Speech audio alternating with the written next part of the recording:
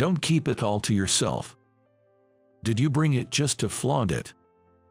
You really are a piece of work. After all that, what are you going to do if weird rumors start spreading about you? I could spill it to the tabloids, you know. Mike has always been the same, never changing. Wow, long time no see. How have you been? Wow, good to see you made it. Voices of classmates can be heard from all around. It's lively and festive, but it feels like the chatter of bystanders that has nothing to do with me. I'm John, 30 years old. Today, I came to a middle school reunion. It's been a while since there was any news of one, but it seems there was a call to gather now that we've hit the big 30. Or they might have been holding reunions yearly. Maybe I just wasn't invited. That's the feeling I have. The venue is a hotel in downtown New York. While I'm not keen on meeting classmates, part of me is curious about what kind of adults they'd become. That's what I decided to come today, to put an end to that curiosity. Mike, a classmate from back then, was the organizer. The invitation came with his name on it. It was a thick card, the kind you'd think was for a wedding invitation. I saw him earlier at the reception, where he greeted me with a handshake and a friendly pat on the shoulder. Yet, his words told a different story. Got the invite, right? I sent it just to you. I'm connected with the others on social media, but you're a loner, aren't you? Not in touch with anyone. I didn't want you to get mad later for not being invited. I went through a lot of trouble, searching for your address. Even asking the teacher if there was an old roster. You should be grateful. Today's fun is all thanks to me. At that moment, I already regretted coming, but leaving would just make me seem like a sulking child, and that would be even worse. I nodded and gently patted his hand, still holding mine, as if to console him. And finally, I was free. Inside the venue, round tables were set up. There was no assigned seating, but I chose the seat farthest from the stage. It was empty, with no flowers in the center. It looked like a spare seat, but I chose it on purpose. No one would want to sit with me, nor did I want to talk to anyone. Even after I sat down, no one approached me. Yet, I could easily hear the excited conversations of those who were happy to see each other after a long time. Where do you live now? Those who ask are usually the ones who want to boast about their own place. They name-drop famous apartments and bask in the envy before modestly saying, "It's not all great, there are many challenges." This is more common among the women. For men, it's overwhelmingly about money and work. They talk about investments and business ventures while laughing, saying, "The economy's tough every year, isn't it?" Those who are truly struggling wouldn't show up here. In the end, reunions are just a bragging contest, a showcase of life achievements. It's where those who want to show off gather. Those who were at the top of the social pyramid back then continue to make their status known. Otherwise, it's about those who climbed up from the lower ranks showing off their success stories. If you were really close and enjoyed school life together, you'd meet up without needing a reunion. Regardless of where you stood in the social hierarchy, there wouldn't be any need to one-up each other or sulk, just companionship. I just don't have such friends. I still regret that even now.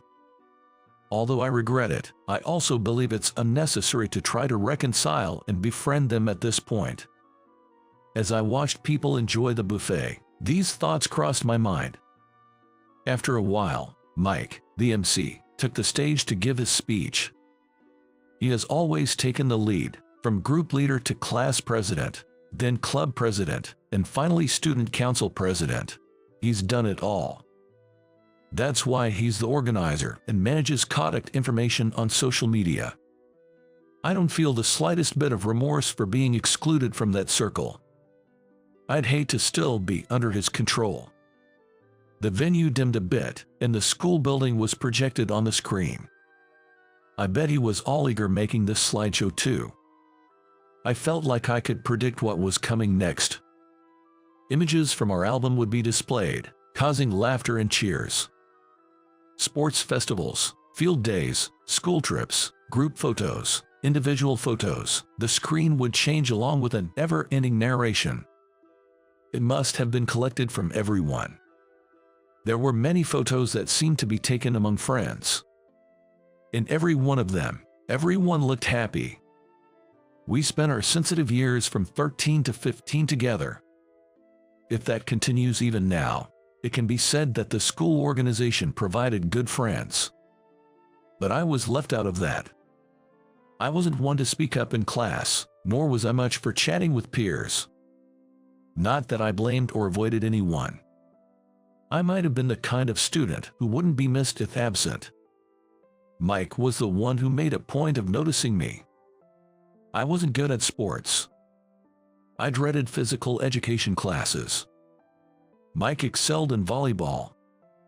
So, when I made a mistake in PE class, volleyball, he'd deliberately click his tongue or hurl insults like "you're useless." Knowing I was bad at it, he'd purposely send a ball my way. After such failures, I would be blamed by my classmates, and it was even said that we lost the first game of the sports festival because of me. From then on, I became his target. When it was time to choose class representatives, Mike would always nominate me. Then someone else would nominate him, and I'd end up being the laughingstock with only his vote.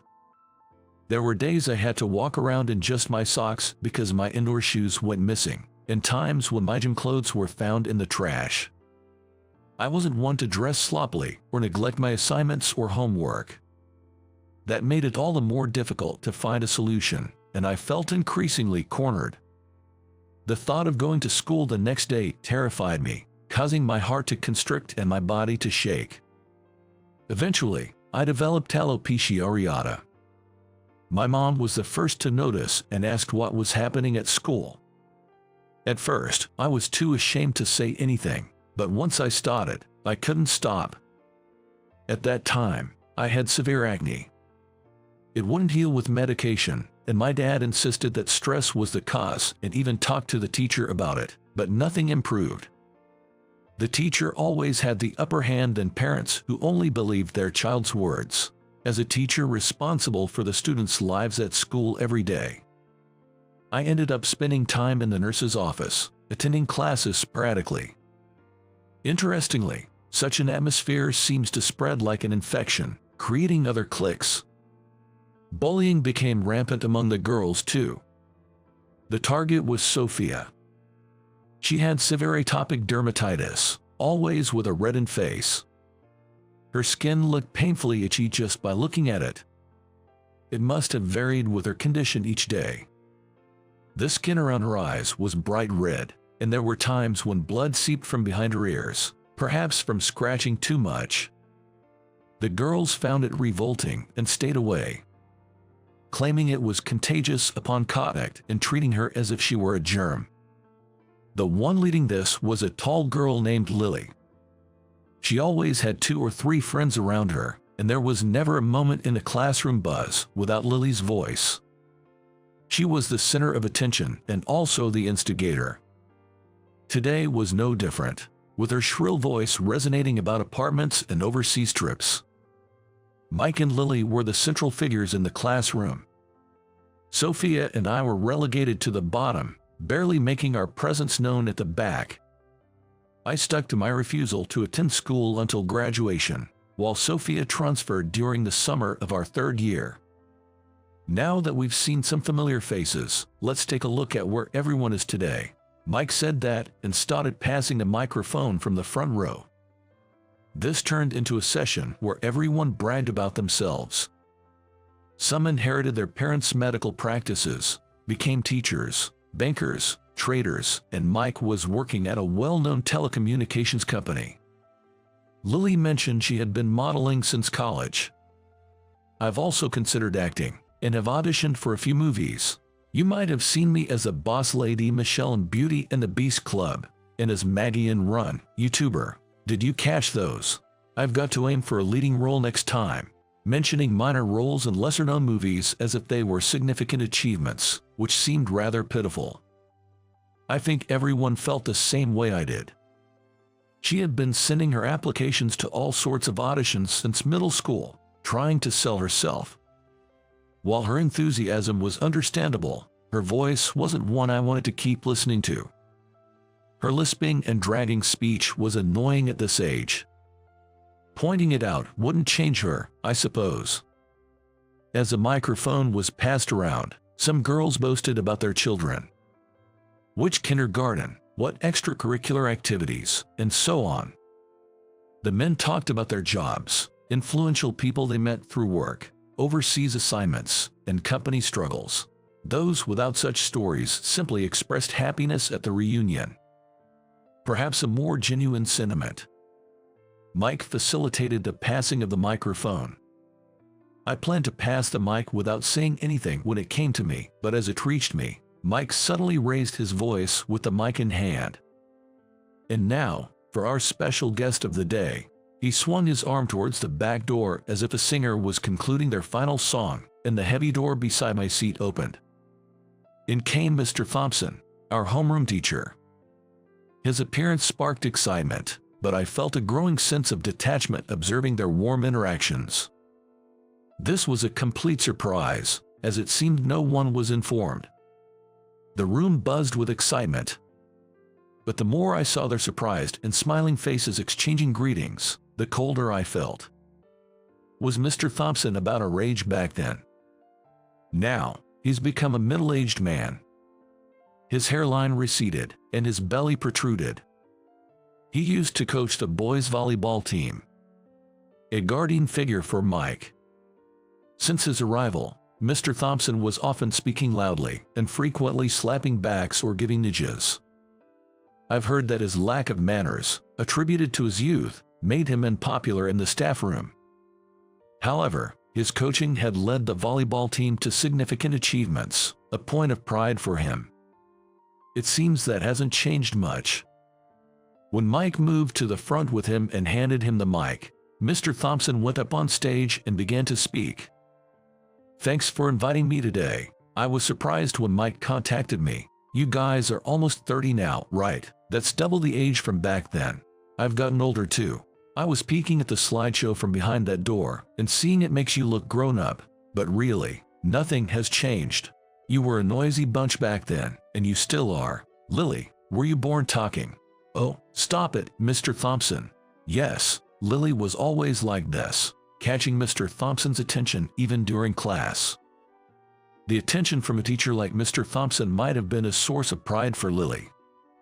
The moment I realized I felt entirely different about receiving the same attention.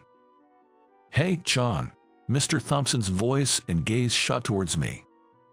Back in the day, you were always at the back of the classroom, barely noticeable, so, have you gotten your act together? I had my share of troubles, with your parents complaining to me. You caused them grief by saying you wouldn't go to high school, but showing up here means you've become a respectable member of society, right? In contrast, Mike has always been good at leading others. I never thought he'd drag me into this. Anyway, make the most of your time and let your 30s bloom even more than before. It's like the start of your life is just beginning. After the applause, it was time for a fun quiz about our alma mater and beloved teacher. Mr. Thompson was the host, with Lily as his assistant. Holding the true or false cards we received at the reception, we answered the questions posed. With prizes on the line, everyone was quite serious. Don't talk to your neighbor. I'll penalize you. Mr. Thompson, enjoying a beer, seemed to be having a good time too. Since I didn't receive a card at the reception, I sat silently watching until Mike approached me. He started talking to me. Enjoying yourself, sitting all alone here, as gloomy as ever. Listen, a reunion is a place for reconnection and new encounters. Even if you weren't cool back then, having skills can change how women see you. It's a perfect opportunity, but with that attitude, no one will come near you. What are you doing now? A part-time job? Mike began. No, I'm working at a company. Oh, so you have a decent job. I thought it'd be troublesome to ask about recent updates, So I spared you from the mic. What's this company? Something you started? No, it's not. I see. If you ever have trouble finding a job, let me know. I'm always here to talk. My business has endless possibilities. That's okay. I like my current company. Well, I guess business isn't for you, but with that attitude, you'll always be just an employee. Unless you make a lot of money and flash around a fancy apartment with your personality, you'll stay poor and never even think about marriage or love. Quietly, a side door opened and a woman entered. She was tall and elegant. Mike hurriedly stood up. Is this the reunion for Bluebell Junior High? Yes, that's why I'm here. But the guest list. John, sorry to keep you waiting. Seeing her wave at me, Mike said, Oh, are you with him? Mike, right. Don't you remember me? I guess it's no surprise if you don't. Yeah. Her voice was hard to hear over the noisy crowd. Leaning in, I said to Mike, who was staring at her, You can forget her, right? Weren't those your chosen photos in the slideshow earlier? Mike's face turned to shock. There was one photo of me in the slideshow. It was a photo with Sophia. Taken from the back of the classroom. It's unclear who snapped it. It was likely during self-study time. The photo seemed to be secretly taken through the gaps between other students. Sophia's face was reddened with rashes, and I had combed my hair to the side and used mousse to cover my alopecia. Mike went out of his way to showcase such a photo of the two of us in the reunion slideshow. I thought he was truly spiteful. I would never consult with someone like you, no matter what happens in life. Cut it be. I'm Sophia. Mike's eyes widened in shock. You weren't invited, were you? But since we were classmates, I contacted him. We don't need a table. We're fine here. Wait a minute. Mike walked up front and snatched the microphone from Lily. Everyone, our special guest for today has arrived, actress Sarah. Rushing back, he tried to lead Sophia to the front. Ignoring her wish to stay, he forcefully pulled her forward. The loudest cheer of the day erupted, and everyone stood up. Probably no one realized that the Sophia they knew and actress Sarah were the same person. But the applause was for the actress's arrival. I didn't realize. I've seen all her movies, but I had no idea that Sarah was Sophia. Thank you so much for coming. You must be busy, right? I saw on the news yesterday that you're filming a new project. Mike was stuttering, his face flushed with excitement. Sophia seemed a bit taken aback by his enthusiasm. Please, go ahead and speak as much as you like. Wow, it's an honor to have you visit us. But weren't you in the middle of a game? Oh, that's nothing important. We were just killing time, right, teacher? Absolutely. But why would a successful actress come here? She was mentioned in the slideshow earlier. No, maybe everyone doesn't remember. She transferred schools. I didn't have her address, so I couldn't invite her. John told me about it. Oh, is that so? You know each other? Well, yes, we were classmates. Right. You transferred during our third year, didn't you? How have you been since? You seemed quite frail back then. Mr. Thompson is speaking to Lily, who's sulking after having the microphone taken from her. He probably doesn't remember. He tended to pay attention only to the students who were assertive and stood out. Finally, Mike passed the microphone. Sophia, dressed simply in a knit and skirt, stood out as more elegant than the overly dressed-up girls. She truly looked the part of a professional. Her skin and hair had a different glow. Hello, I'm Sophia. I'm now working as an actress under the name Sarah. I joined you today on a whim. I didn't expect many of you to remember me, but my middle school years were largely spent here. I've recently taken on a role as a school teacher and wanted to revisit the atmosphere of those days. I'd rather forget my own time here. With severe eczema and a miserable personal life, including my family's financial struggles and a poor relationship with my parents. I understand if you have a bad impression of me. I don't have many fond memories of school myself, but those times led to who I am today, so I don't want to erase them. I transferred schools due to my parents' circumstances and moved during the summer, so I couldn't say goodbye. It's been on my mind ever since. Thank you for everything back then, although it may be difficult to meet again. I look forward to your continued support." Applause and cheers followed her speech. "Please continue without me. I'll just watch from the back." "No, wait. Everyone must have questions, right?" As Mike hastily stopped her, the cheers grew louder. After setting up 2 chairs on the stage, he announced, "Let's have a Q&A session with our esteemed classmate, Sarah. Raise your hand if you have a question. Lily, bring her something to drink." People scrambled to move chairs and tables for a better view and to take pictures. Some are setting up side tables, others are recording. It's like a press conference or a talk show. Mr. Thompson watched from the front, and Lily, sulking after being snatched the microphone, brought over 2 juices before heading off to the buffet to load up her plate. Sophia was bombarded with questions about her acting career and celebrity friendships. Lily sat down next to me with a plate of food. "What's this all of a sudden? When did you two get so close to share reunion details? Did you not want her to come? It's not that, but when did she enter showbiz? She must have been in it for a while now, right? If you're that curious, why not ask her yourself instead of sitting here?" At my words, Lily said, "Humph," and started eating alone, making a face as if she had no interest. "Aren't you going to eat, John?" "No, I have somewhere to go." "Huh?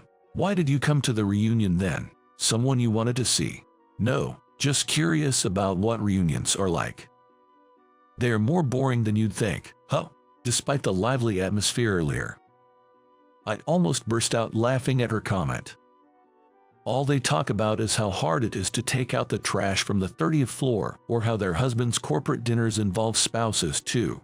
It's all so domestic. It's not like they are just housewives. It's dull.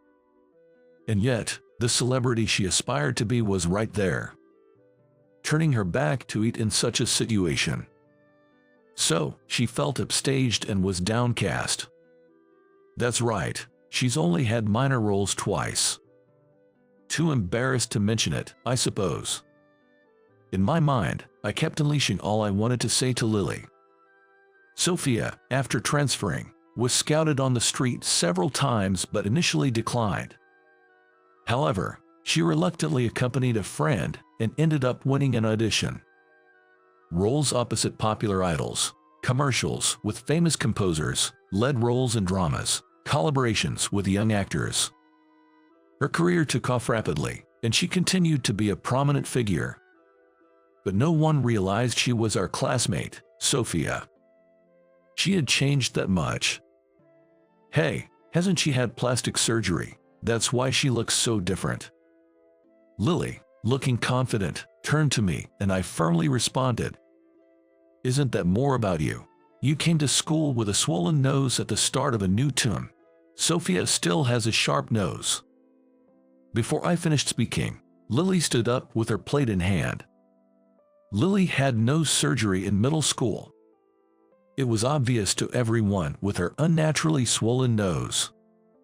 She was supposed to transform during spring break, but the swelling didn't subside afterward. Unable to miss the new term, she attended school regardless. During spring break, she went to Mexico for aftercare, which became a topic of discussion in our class. And yet, she had the nerve to say such things to others. Had she forgotten about her own cosmetic procedures? I was astounded. "I'm sorry, but I have to go now. I'm running out of time. It was nice to see everyone. I wish I could have enjoyed my school days more, but it was mostly regrettable. However, seeing familiar faces today made me happy. I hope for your continued support." After Sophia concluded, she took a few commemorative photos and descended amidst applause. "Sorry for the wait. You must be hungry. Let's go," she said softly, with a chuckle. We stood up and left through the door together. Mike chased after us. "Where are you two going? You're in a hurry because you have plans, John. Why have you been in touch all this time? Why didn't you tell me? I mean, see you later."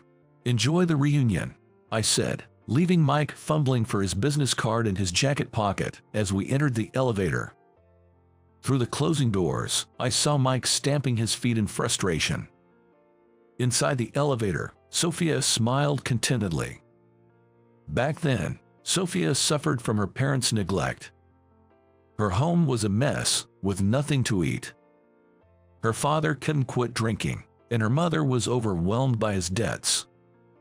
One day, her mother, claiming to have overnight work, never returned. "Let's sort out the debts and leave this house together," her mother used to say like a mantra, yet, despite this, she left Sophia behind. Living with her foul-mouthed, drunk father, Sophia's skin condition worsened. Yet no one would pay for her treatment. In the dead of winter, their gas was cut off, they couldn't bathe properly, and had to use an electric kettle for warmth. Unable to pay for school meals, her father told her not to eat. She reluctantly lied about her eczema, saying she couldn't eat the same menu as everyone else. Mr. Thompson didn't pay much attention. The school nurse invited her to eat in the infirmary, but she was too modest to go. During lunchtime, Sophia would disappear, and no one seemed to care. My father is a dermatologist. He's the one who treated my alopecia areata. At that time, I described a condition of Sophia's skin and asked if he could prescribe some medicine. My dad said he couldn't prescribe any medication without seeing the condition first. After some hesitation, I finally approached Sophia. I told her there would be no charge for the treatment, perhaps that's why she finally agreed. Initially, Sophia was silent. She must have been worried about being exposed at school and now having to show her condition to a doctor as well. She probably didn't want to be questioned either. Indeed, my father was surprised to see Sophia's condition. It wasn't just the skin. Her dirty uniform and emaciated appearance made it clear this was no minor issue. He considered reporting it to Child Protective Services, but Sophia was against it. She wanted to wait for her mom and didn't want to go to a facility. For the time being, to avoid worsening the situation, we took Sophia in to stay with us. Seeing Sophia and me being ostracized at school, my parents couldn't remain indifferent. It was during the summer vacation of our third year in middle school. My mom was a hairdresser, and my sister was already working as an esthetician at that time. There was an apartment above the beauty salon where my sister lived, and she let us stay there. Sophia was taken to a clean room with air conditioning and couldn't stop crying in front of my mom and sister. Thanks to my father's treatment and a change of environment, her skin gradually improved. We contacted Sophia's father to let him know we wanted to focus on her treatment, but he showed no interest except to insist that we not ask for money. My mom tidied up and trimmed Sophia's hair, while my sister gave her some of her own clothes to wear. Sophia originally had cool-looking eyes, more beautiful than pretty. Seeing her skin gradually improve also gave me a sense of satisfaction. My father, the son of a surgeon, chose dermatology against opposition. My mother fulfilled her childhood dream of becoming a hairdresser. Because of such parents, I was never forced into a specific path. They said it was okay not to go to school if it was causing me stress to the point of losing my hair, so I stopped even going to the nurse's office around that time. There was talk of transferring schools, but I hated the idea of entering a new environment with my condition. I fell behind in my studies, but a tutor my dad arranged for came to our house. Sophia studied with me as well. On days off, my sister would take us to the library or movies, and sometimes we served as practice models for her aesthetic training. At the end of the summer, Sophia's mom returned from a resort. Even with me there, she deeply thanked my parents. She had come into some money and decided to leave her husband and start new with her daughter. Tired of a life pursued by debt and having prioritized earning over child rearing, she confessed to sacrificing Sophia and cried. Thanks to our help, she was able to settle her debts and make a fresh start. Sophia's mom found a job in a different district to avoid her ex-husband and rented a room there. Sophia had to change schools and moved away. My dad made her promise to come back anytime if needed, and my mom got her to promise to visit the salon at least once a month. My sister, who saw Sophia as a younger sibling, was sad to see her go. After starting high school, Sophia was scouted on the street twice but declined due to her distrust of adults. However, a friend who was with her was keen, and they ended up applying for an audition together, which led to new opportunities.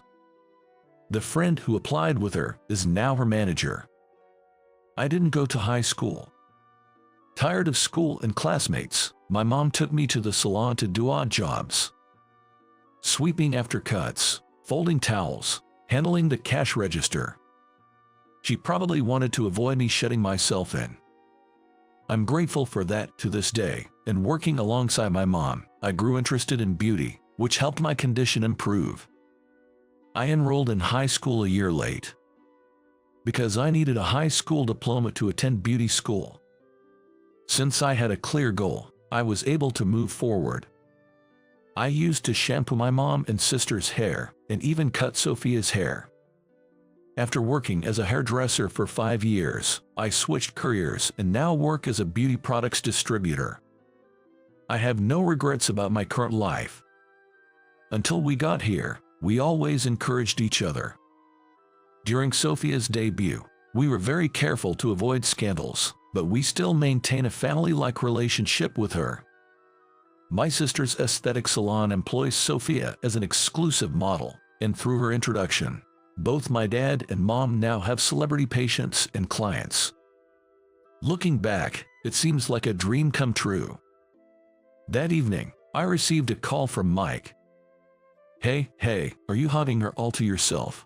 Did you bring her just to show off? You're really mean-spirited. After all that, what if some weird rumors about you start circulating?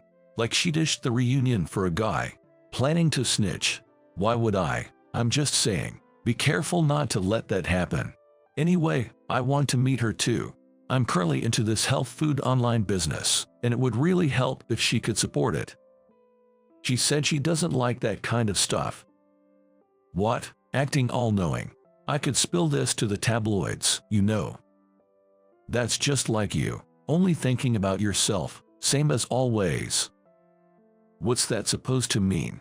Check her social media. She wrote that she had a great time. Yet, if you peddle scandals, you might never be treated as a classmate again.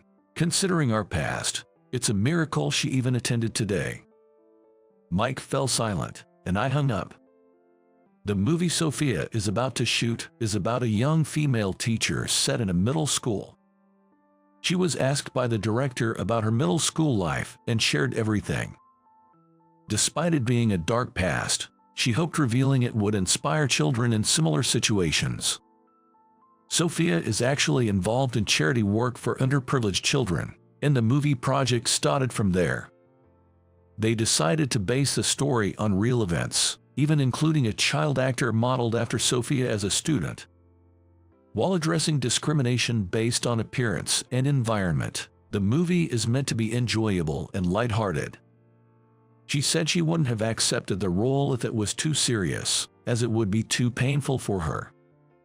In the end, the protagonist, a female teacher, goes to a reunion, resolves old grievances, and settles past entanglements. The idea of attending the reunion came up while preparing for the role, and she expressed her desire to go. Of course, it wasn't just for the role. Sophia also had a desire for revenge. By boldly revealing her miserable past and showing how she overcame it, she was saving herself. If anyone remembered the past, she didn't want to be remembered as she was. She never wanted others to expose how things used to be. I think the reunion, where she could reveal herself and show where she is now, was a good opportunity. Sophia's filming progressed smoothly, and before the movie's kickoff, she announced our engagement through social media. The post mentioned how meaningful this movie was to her, as it reflected her past self, supported by her fiancé and his family. I wasn't in the spotlight, but received many warm congratulations. The completed movie featured names that were clear nods to our past, with characters like the homeroom teacher Mr. Thompson, the class president Michael, who was good at handball, and the queen bee Libby. But no one could complain, because there wasn't a single lie. In interviews and stage greetings, Sophia consistently expressed her wish for everyone to enjoy their student life. Even after escaping a tough environment, the dark past lingers in one's heart. Both Sophia and I carry such scars, but we're saying it's time to stop dwelling on the past and harboring resentment. Never forgetting to be grateful to people, we'll focus solely on our future. Because building a better life is the only way to heal the wounds of the heart.